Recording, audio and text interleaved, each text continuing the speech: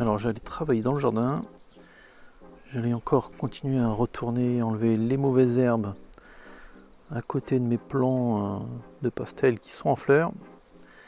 Et qu'est-ce qu'il y a à côté? Donc voilà, j'ai un énorme essaim d'abeilles qui vient de se poser juste à côté de mes plants de pastel. Et salut! Donc comme vous avez vu en introduction, j'ai eu un gros essaim d'abeilles qui est venu dans le jardin, juste en face de l'atelier. Donc de base, je pensais juste faire 2-3 plans intégrés dans un vlog qui sortira finalement plus tard parce que j'ai pas eu le temps de le faire et de le monter. Donc ça viendra après. Donc aujourd'hui, c'est une vidéo un peu spéciale qui a strictement rien à voir avec que ce soit de la sérigraphie, du cyanotype, de la teinture végétale ou autre. Ça va être en fait l'intervention de l'apiculteur qui est venu chez moi pour récupérer cet essaim d'abeilles. En fait, on a échangé pendant plus d'1 heure. Il a discuté un peu de son métier, des abeilles, etc. J'ai trouvé ça assez intéressant en définitive. Alors, de la conversation d'1 heure, j'ai réduit ça à 1/4 d'heure, parce que ça faisait vraiment beaucoup trop long à montrer. Donc, le temps que j'ai demandé, en fait, l'autorisation de filmer, et qu'il ait commencé à préparer son matériel, j'ai loupé toute cette partie-là. Alors, je suis aussi désolé pour le son qui va être de très mauvaise qualité. Je suis pas équipé pour ce genre de vidéo, et en plus, je l'ai fait un peu à l'arrache. Je pensais vraiment pas faire une vidéo aussi longue. Donc, j'améliorerai ça par la suite. Donc, je vous laisse. Là, en fait, il a préparé son matériel pour enfumer les petites abeilles et il commence l'explication. Pour les calmer? Non. Non? D'accord. C'est quoi, ça bloque la communication des abeilles, la fumée? Voilà. D'accord. Je ne sais pas ce qu'il y a comme cursus de monsieur, mais là, ça va être intéressant. C'est ça. Bah, j'imagine qu'elle communique parfois phéromones ou un truc dans le genre. C'est ça. Ok. La fumée, ça sert à ça. Pour pas qu'elles sont méchantes, il faut les faire se taire. D'accord. C'est ça la fumée.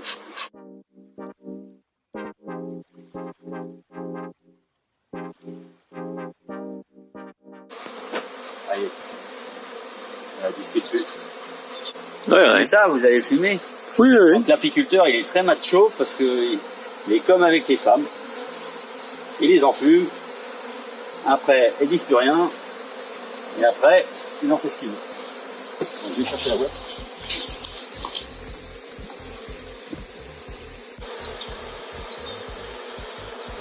Vous les croyez, vous? Ah, je sais pas. Il est en train de monter. Oh, forcément bon, ça. Ah. On était un peu. Il était bougeant.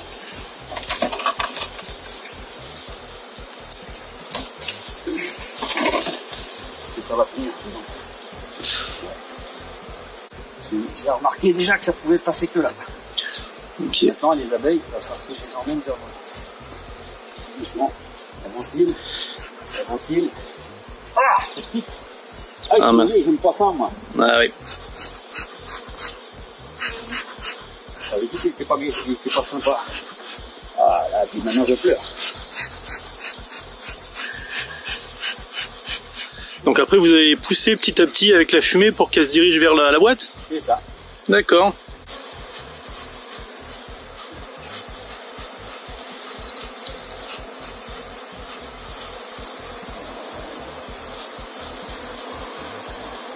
Tout doucement, il faut pas qu'ils s'envolent. Ils s'envolent de trop. Si elles s'envolent de trop, elles sont capables de rappeler derrière et puis de partir. Mais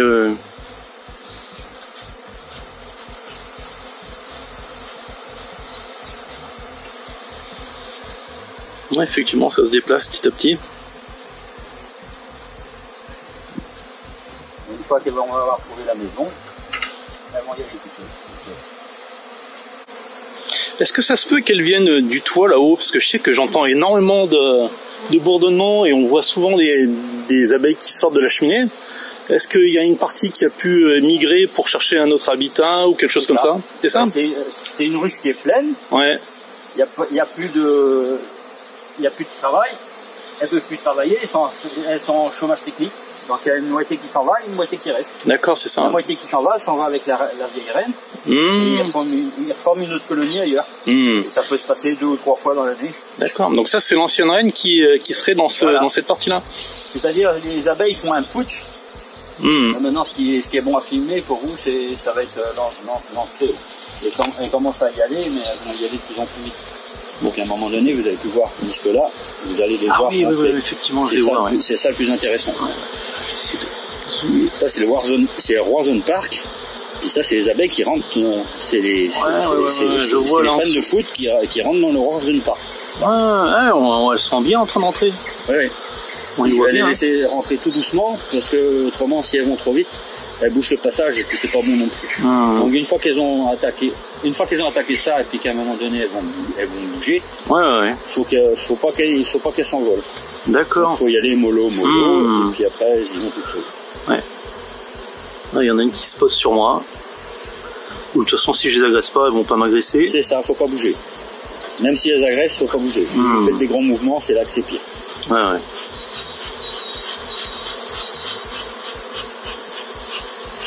Vous voyez là, on discute, elles parlent. Elles parlent comme vous et moi, ça c'est avec les gestes. Mais les abeilles, ils parlent 80% avec les odeurs. D'accord. Il y a l'odeur de ralliement, il y a l'odeur d'attaque, il y a l'odeur de ci, il y a l'odeur de ça, et chaque chose a son odeur. Donc là, vous avez le geste de la discussion, la danse en rond, danse en 8. Donc l'essaim, il a trouvé un emplacement assez loin. C'est-à-dire, il est à plus d'1 kilomètre. Normalement, la danse en rond, c'est 500 mètres. Tandis que là, elle danse en rond. Mais par contre, elle n'a pas beaucoup de frétillement. Donc ça veut dire que c'est 1 kilomètre maximum. Et tel que c'est là, elle va, le soleil il est là, vers le soleil. Ça va vers le soleil. Donc il aurait été vers là-bas. Il y a un emplacement par là. Et celle-là, elle dit, regardez, elle frétille vers le haut. La danse, et elle a que deux ondes, 1 kilomètre par là. D'accord. Maximum 1 kilomètre par là. L'emplacement. L'année dernière, c'était truffé de frelons ici. Oui. Depuis les seins là-bas, il y avait 10 frelons en permanence autour du nid. Ça, il ne peut pas vivre le nid avec ça. Ils viennent les tuer en fait. Ouais. Ils se nourrissent des abeilles. Un frelon asiatique, il mange 4 abeilles à l'heure. Oui. Quand il a trouvé la ruche. Donc, effectivement. Et là, on voit bien, elle continue à rentrer dedans. Voilà, doucement. Je laisse pour pas boucher là en entrée. Doucement. Vous voyez, le paquet, il est déjà moins. C'est bien remonté, Donc il y a déjà moins de monde dans le paquet. Il y a déjà la moitié qui sont rentrés dans la rue.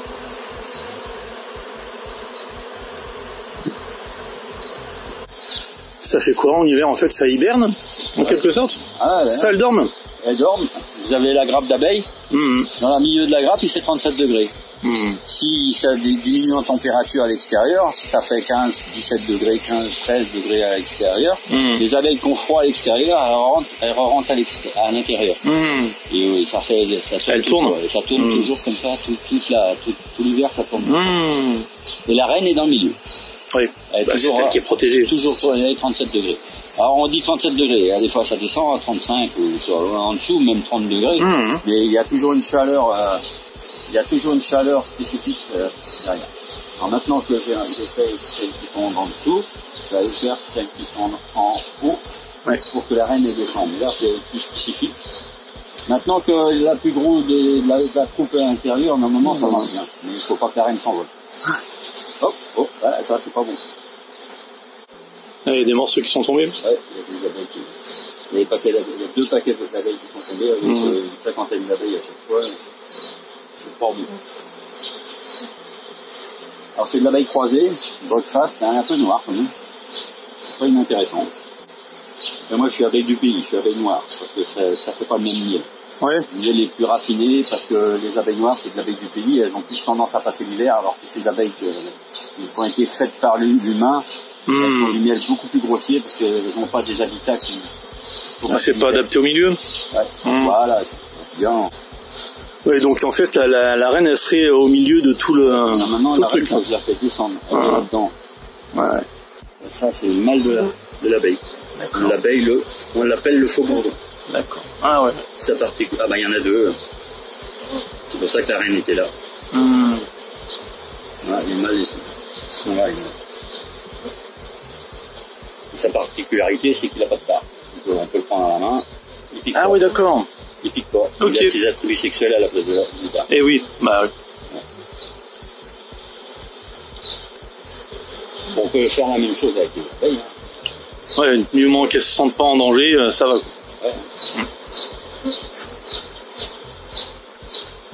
Faut pas les presser, faut pas presser dessus, puis c'est bon. Ah, ça y est, la reine serait rentrée? Ouais. Ah bah c'est bien. Pas le même bruit. Là, quand je vous dis qu'elle parle avec les odeurs, derrière, elle a une glande, on l'appelle la glande de Nasanos. Toutes celles qui ventilent, là, elles ont une glande à l'arrière de l'abdomen. Le petit truc blanc, là. Oui. Le petit truc blanc, là. Ils envoient une odeur dans l'atmosphère, 200 mètres aux environs, simplement avec 10 abeilles, 200 mètres aux environs, ils savent que il faut venir là. Ouais, d'accord. Alors imaginez avec le nombre d'abeilles qui ventilent, sur 1 kilomètre, ils savent que l'essaim il est là, qu'il faut venir. Donc même quand l'essaim il est parti depuis 5-10 minutes et qu'il est parti dans notre coin, s'il y a des abeilles retardataires, elles arrivent encore à suivre la trace pour retrouver leurs compagnons. D'accord.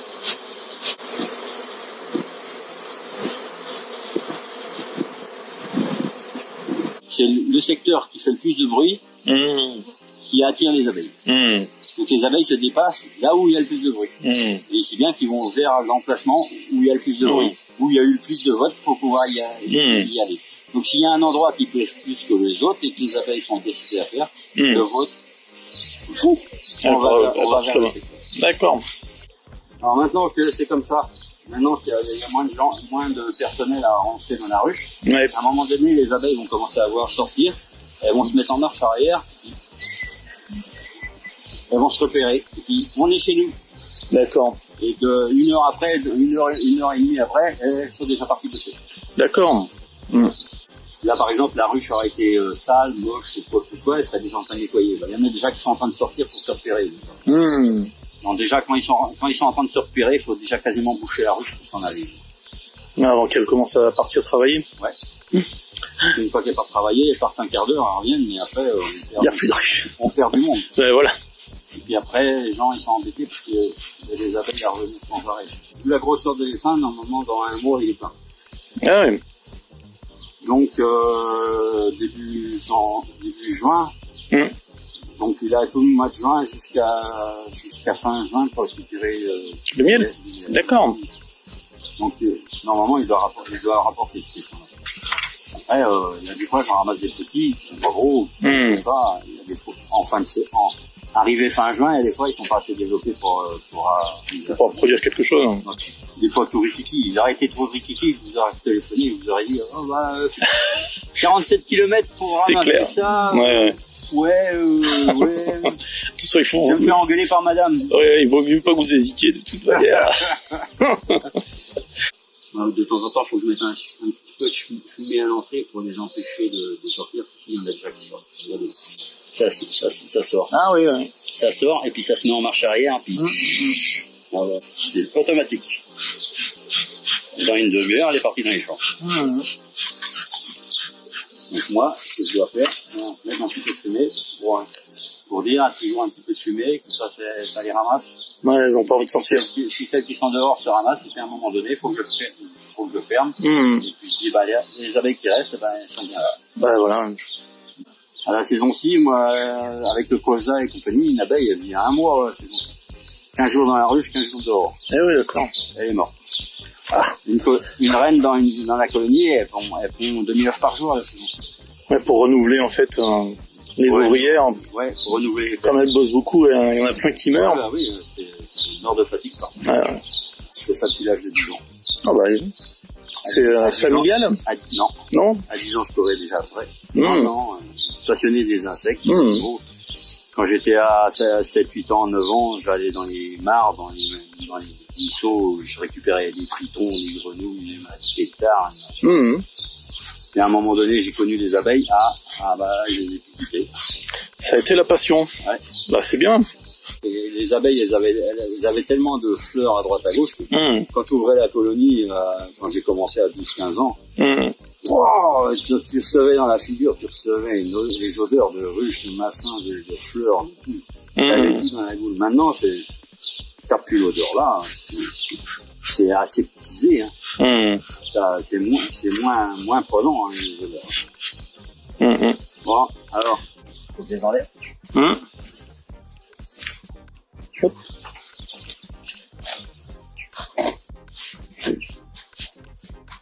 Pas trop serré, une aération derrière, dessous, mais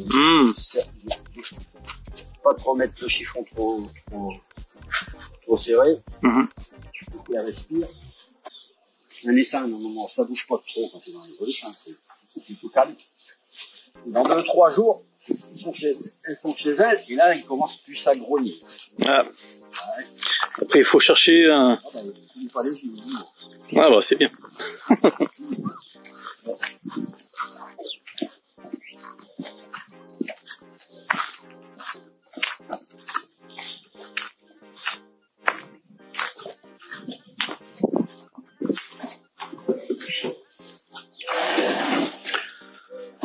Bon, mission accomplie.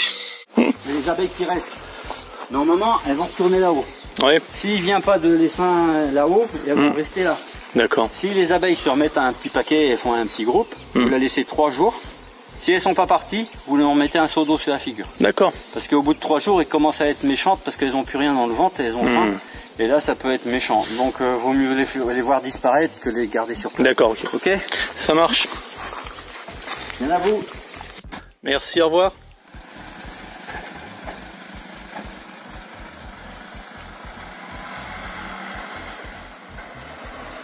Et donc merci à Christian de cricrilabeille.fr d'être passé récupérer l'essaim dans le jardin.